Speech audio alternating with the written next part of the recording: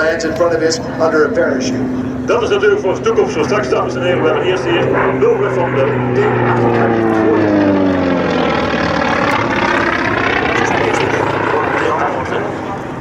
in totaal initieel 1200 D28 A's huishuis met een aantal van de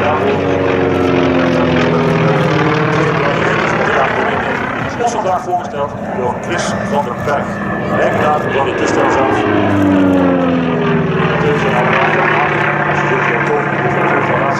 Over dat ook nog met de vlieging. Op beroepshalve is Chris die kent de externe bewaking.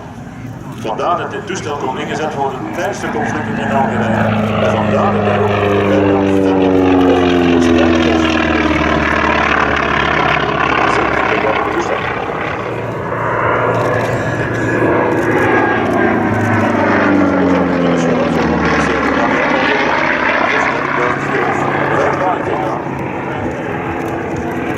typisch van die tijd, gewoon aan die handmotoren, dus een